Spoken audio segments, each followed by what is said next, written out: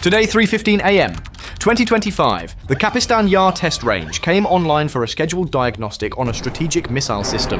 A Russian engineer initiated the cryogenic pre-chill sequence.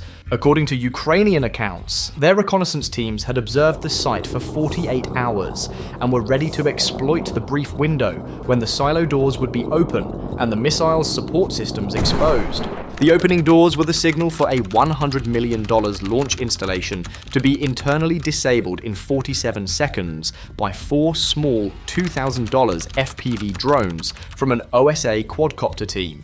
Ukrainian military intelligence, YUR, reportedly intercepted scheduling data, indicating a diagnostic test, not a launch, meaning the doors would be open, exposing vulnerable conduits and equipment. Based on this assessment, Ukraine's SBU security service and an SSRU special operations unit launched a plan to isolate and attack the exposed subsystems. 3 miles from the silo, 2 SSRU vehicles faked a traffic accident to block the access road, delaying ground response. 4 7-inch OSA FPV drones, launched from a hidden compartment, lifted into the foggy air. Each carried a shaped charge warhead with a small C4 fill, enough to puncture critical points. The dense fog was key, reducing visibility and scattering radar, complicating air defense targeting. At 3:15 a.m., the silo doors opened, beginning the engagement. OSA-1 entered the perimeter directly, its signature unmasked. The expendable drone was the opener, intended to provoke an electronic warfare, EW response. As OSA-1 crossed the inner line, a Russian EW suite, identified as Krasuka 4, jammed its control link and disabled it. The FPV feed cut out. This anticipated loss achieved its goal, forcing the EW system to concentrate its jamming power on one axis and revealing its main lobe and effective band for the subsequent wave. With the jammer fixated, OSA-2 and the remaining pair maneuvered. OSA-2 climbed and presented the largest radar cross-section it could, acting as a second decoy to draw a long-range shooter. A nearby S-400 battery answered, launching a 48N6 surface-to-air missile. The intercept destroyed OSA-2 instantly. The exchange traded a $2 million interceptor for a $500 drone, but the real currency gained by the attackers was seconds. The long-range shield and the principal EW node had both engaged, creating a brief window for the remaining 2 drones to penetrate. Drones OSA-3 and OSA-4 entered the short-range defenses, a deadly zone monitored by Tor M2 and Pantsir S1 systems.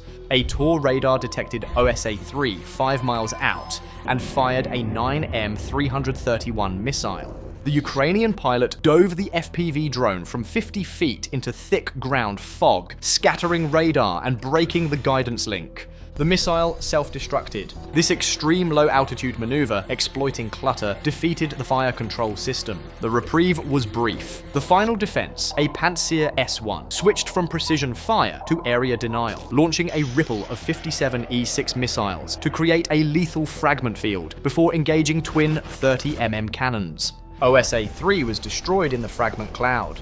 The Pantsir then focused on OSA-4, which sustained near-miss shrapnel damage. Its FPV feed tilted, audio whined, and motor output dropped, causing the drone to pull right due to partial propulsion failure. Tactically, the last drone was now wounded, destabilized, and exposed over the target. At that point, the Ukrainian pilot, identified by call sign Kovil in the transcript, made a choice based on the drone's failing control characteristics. Rather than fighting the roll and yaw, he converted the damage into a flight profile the tracking computer did not expect. He forced a tight corkscrew dive, using spiral motion and the silo's superstructure to break line of sight. The maneuver reduced the fire control solution window for the Pantsir's guns. When OSA-4 reappeared on the Russian operator's optic, it was already aligned on a vulnerable component.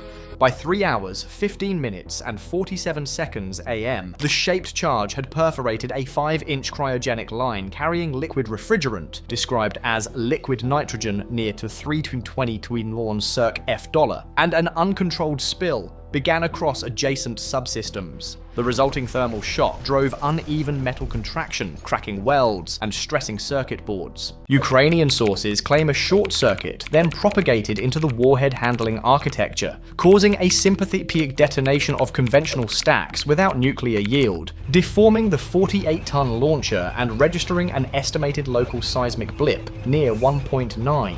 When the haze cleared, the site's main launcher was described as an 80-foot, heat-twisted mass of steel. Debris from the long-range and point defense units lay across the perimeter. The operational impact claimed by Ukrainian analysis was twofold. First, the loss of one launcher represented a significant hit to a limited system, with estimated manufacturing throughput measured in single digits per year. Second, the neutralization of the site removed a large air defense coverage disk, creating a corridor that adversaries would reassess in their targeting. Ukrainian reports framed the attack's political and logistical effects. Communications at the complex ceased for hours, and testing at other facilities was reportedly paused for investigation. A likely diversion of high-end air defense assets from the front to rear areas for homeland protection was assessed. Publicly, the event was called a training mishap, while domestic social media showed the blast. Kyiv's measured statements contrasted with official silence, reinforcing Ukraine's message that coordinated, inexpensive systems can breach the protection of large infrastructure. The simple cost calculus reveals significant asymmetry, and it played out in just 47 seconds at Capistan Yar. 4 drones, approx $2,000 total, were exchanged for disabling a $100 million launcher and disrupting a multi-billion-dollar air defense network. Even allowing for estimates and uncertainty, the attackers forced the defender to waste high-value interceptors and reveal their electronic order of battle. Separately, the narrative shifts to a second operation involving the $10 million Krasuka 4 electronic warfare vehicle, rendered earlier as Kasuka 4. This scene moves from a fixed site to a moving convoy covering an offensive approach. The compromise began not via a sensor, but with a soldier's social media video near the vehicle. Ukrainian cyber analysts reportedly extracted GPS metadata with a small error margin and built a targeting solution without emitting. At 3:30 a.m., the two-layer deception began. At altitude, 5 jet-powered Banshee decoys climbed and broadcast a fighter-like signature to force the sector's radars to look up. Near the ground, 10 FPV drones dropped to approximately 30 feet on terrain-hugging routes, running pre-loaded waypoints plus a visual template of the EW antenna for terminal recognition if GPS degraded. At 3:32 a.m., a Tor M2 in the convoy engaged the decoys and downed 3. That engagement illuminated radar and guidance emissions the Ukrainians recorded. Conscripts scattered. Naval infantry deployed handheld drone jammers that severed control links to 2 low-flying FPVs. At 3:33 a.m., Ukrainian electronic support, having captured frequencies and timing, cued a designated FPV digital sniper to saturate Krasuka 4's receiver front end, whiteout blinding the node. 7 FPVs shifted to silent run, inertial plus stored maps, while 3 were retasked to suppress infantry who had revealed positions by fire/jamming. At 3:34 a.m., a Bereave A-50 arrived on station and cued the Tor with look-down targeting. The Tor launched again. The lead FPV executed a decoy dance, deploying a fiber-tethered radar enhancer that stole the missile off the swarm and detonated it off-axis. At 3:35 a.m., a wolfpack of FPVs hunted the quad bike teams in the tree lines, striking 2 teams and forcing the others to break contact. At 3:36 a.m., 6 FPVs converged on the primary Ural 4320 EW truck. Using the antenna's visual fingerprint for terminal lock, the lead drone detonated a small fragmentation charge inside the enclosure, producing overpressure, shrapnel, and secondary fire that disabled the system. Perimeter radios fell silent. Escort coordination degraded. By 3:40 a.m., with the EW shield down, T-90 and BMP-3 elements were exposed to accurate fires.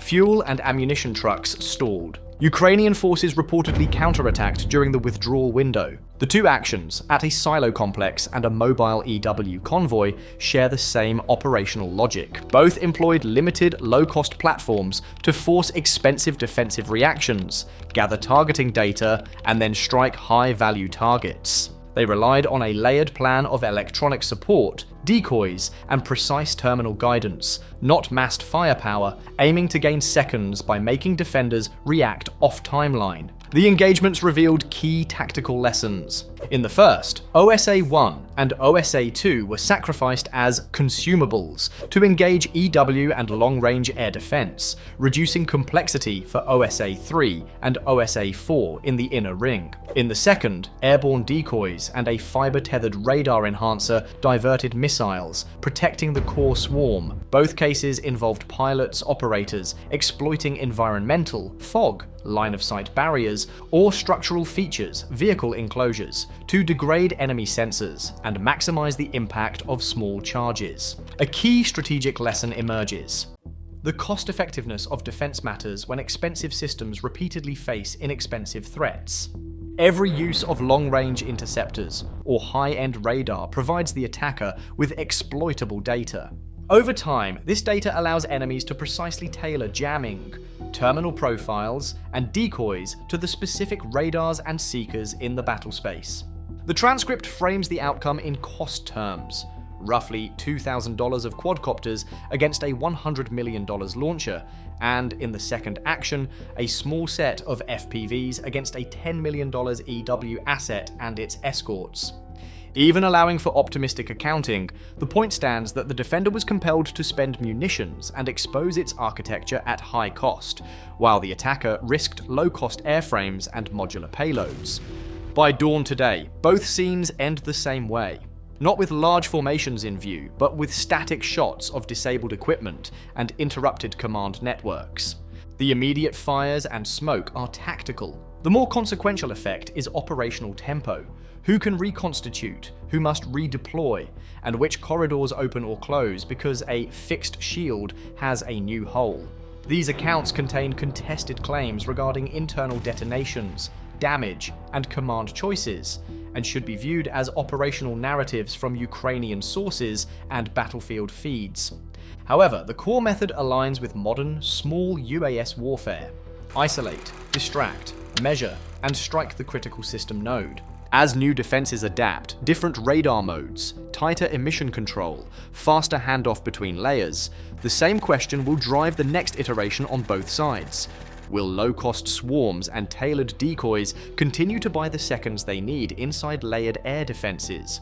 Or will improved sensor fusion and counter-UAS tactics erase that window?